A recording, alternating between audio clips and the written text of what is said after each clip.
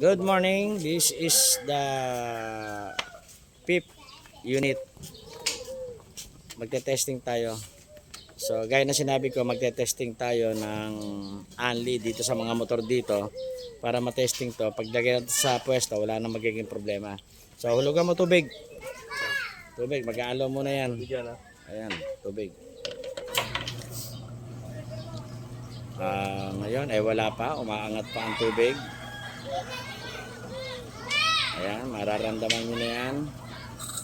Ayan na. Nag-drain kasi ako kanina, mahirap ilabas doon. Kaya dinrain ko. So, ayan. 3 minutes tayo naka-set. 3 minutes. So, masyadong malakas ang tubig natin. Pero yun ang gusto ng mga customer. So, eto yan. So, may tagas ng konti. Kulala sa higpit yan. Ayoko kasi may tagas. Yung nakaraan dito, ang daming tagas. Nalimutan ko higpitan nyo sa loob. So, nilagyan ko siya ng pampatibay para hindi na siya sunod na sunod sa ikot. Pati rito. Pinasakan ko ng bulak at 8-8.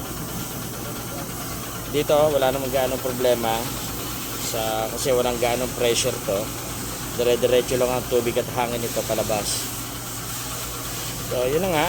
Ito ang hangin, ito ang sabon, at ito ang